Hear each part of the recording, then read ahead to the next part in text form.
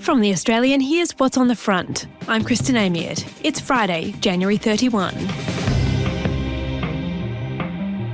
Commissioner Karen Webb has defended a decision by New South Wales Police to withhold information about its discovery of a caravan packed with explosives for more than a week. This has a covert investigation, an investigation that requires us to go about our business without compromising investigation. There is a time and a place that we need to inform the community when there is a risk to public safety. We believe we've mitigated the public risk, but we need to get on with the investigation, and that's why that occurred. The vehicle was abandoned on the side of a road in Dural in Sydney's northwest, containing enough explosives to create a sizable explosion. A note containing the addresses of a synagogue and members of the city's Jewish community was also discovered. It hasn't been designated a terrorist incident, but 2 people arrested on unrelated charges were in police custody this week after posting on social media that they were looking for a caravan. Jewish leaders say they understand the need for clandestine investigations, but urged police to be more transparent about community safety in the wake of a spate of anti-Semitic attacks. A home next door to a Jewish primary school in Sydney's eastern suburbs was vandalised with anti-Semitic graffiti on Wednesday night, an act condemned by Prime Minister Anthony Albanese on Thursday.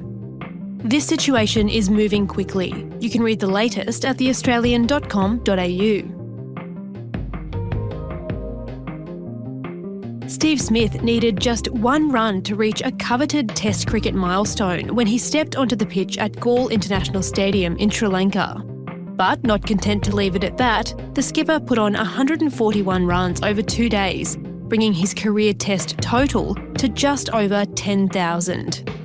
The question now is when we'll see this incredible feat again, and if it's likely to become a rarity. That's today's episode. 9,999 test runs. Can you get the last one? Worse than being on 99. For Border, it was historic. Standing ovation for Alan Border, the second in history to achieve 10,000 runs. 10 grand reasons why he's one of the greats. For War, it was a long time coming. That is a magnificent innings under pressure. You'll see none better. For Ponting, it was a relief. That's the best of Ricky Ponting. And when Steve Smith brought up 10,000 Test cricket runs in the first test of the Warne Muralitharan Trophy, it was deliverance. There it is, first ball, Smith. A landmark moment. Steve Smith to 10,000 Test runs. It's a pretty significant moment in any batter's career. David Tanner is The Australian's night editor. There have only been 4 Australians now who've got to the mark, and only 15 batters across cricket's 145-year history. So it's a big number to reach. The skipper had been left hanging 1 agonising run short of the milestone after he was bowled by Prasidh Krishna at the SCG in the final test of the Border Gavaskar Trophy. Do you think that Steve Smith will feel differently about this because it's happened off home soil, and in particular because he was, quote unquote, robbed of it at the SCG, or do you think he's just happy to get there? I'm sure he would have loved to have got the runs on his home ground, but you would have to think any batter that gets to 10,000 runs is going to remember wherever it happened in the world, the moment that it happened. And knowing Steve Smith, he's probably going to also look at it as whether his innings helped his team in the test match, being quite the team player. Steve Smith's effort in Sri Lanka makes him the equal second fastest to record 10,000 Test cricket runs. He did it in 115 tests, 4 more than West Indian Brian Lara. Of course, it's a feat that might not have materialised at all thanks to a Test cricket ban placed on Smith following the Sandpapergate cheating scandal in 2018. Australia's cricket captain Steve Smith being escorted out of South Africa with his career in tatters. Smith and his former vice-captain David Warner were banned from international and domestic cricket for 12 months following the incident, where Cameron Bancroft was caught roughing up one side of the ball with sandpaper. It'd be interesting to know how many runs he might have had that not happened. Smith and Warner were also slapped with additional leadership bans, and many speculated Smith would never captain the Australian Test side again, even after the official sanctions ran out. But as current Test captain Pat Cummins sits this one out due to the imminent arrival of his second child, Smith is back in the skipper's seat, meaning he's not only the fourth Australian to make 10,000 Test runs, but the fourth Australian captain. He's been the player of his generation at a moment here that reinforces what a special career this has been. David Tanner delved into the cricket archives to understand how Steve Smith's road to 10,000 Test runs compares to that of his predecessors.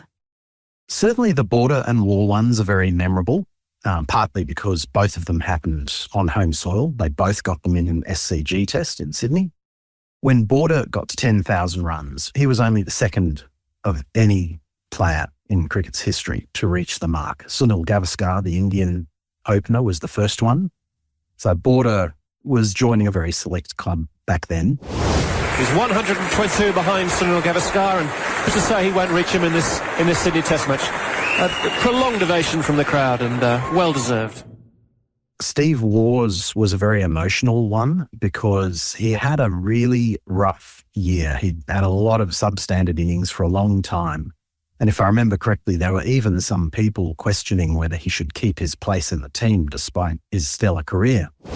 When you're over 35, 36, when you start to fail or not do so well, people straight away say, well, you're too old, you're past your best, you should retire. And the fact that I was a captain, I was fronting every press conference, so it was something I couldn't avoid, was that inevitable question, are you retiring, is your form no good, are you going to be dropped? So there's a lot of negativity going into the Test match.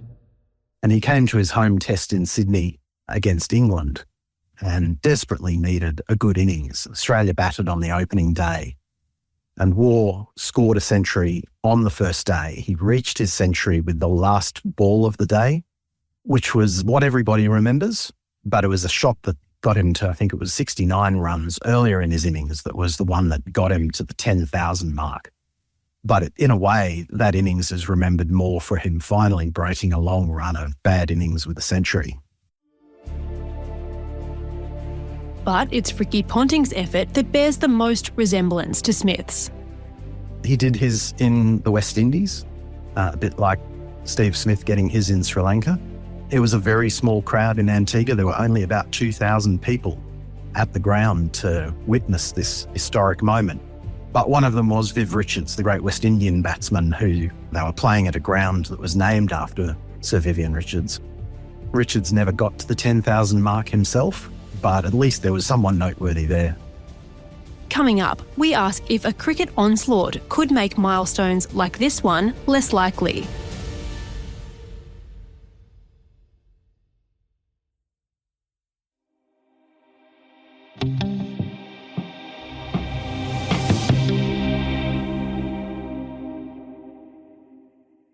There are few circumstances nowadays when cricket fans are bereft of matches to watch. The Australian men's test side will play around a dozen tests this year, while the world champion women are in the middle of a dominant multi-format Ashes campaign against England. 74 T20 matches will be played in the Indian Premier League from March, and then the local Big Bash competitions kick off at the tail end of the year. There are World Championship titles to be defended too, and in a few short years, cricket will return to the Olympics following a hiatus of more than a century. But as players diversify their portfolios, and as India's Virat Kohli creeps towards it, you have to wonder what becomes of that 10,000 test run milestone. And just lastly, David, on the one hand, you've got players like Sam Constas who are starting younger and building up an incredible number of runs very early in the piece. But on the other hand, the cricket calendar is so stacked now and the focus on Test cricket maybe isn't what it once was. So is there a possibility that 10,000 Test runs could become a rarity? I think it works both ways. There certainly is a more packed cricket calendar than there used to be. But if you look at the list of the 15 people who got to 10,000, I mean, Sunil Gavaskar was the first to do it. I think it was in the 1990s. So it was sort of 100 years of cricket before anyone got there, which spoke to how much more cricketers were already playing, say, 30 years ago. Yes, you now have T20 and one-day internationals vying for time, but there still seems to be a significant amount of Test cricket being played. So I wouldn't think it's going to be a rarity, but certainly with more different types of cricket being played, there might be fewer batters getting to the mark than there would have been before T20 came along. David Tanner is the Australian's night editor. The first test in the Warne Muralitharan Trophy continues on Friday. You can follow all the action from Galle at theaustralian.com.au.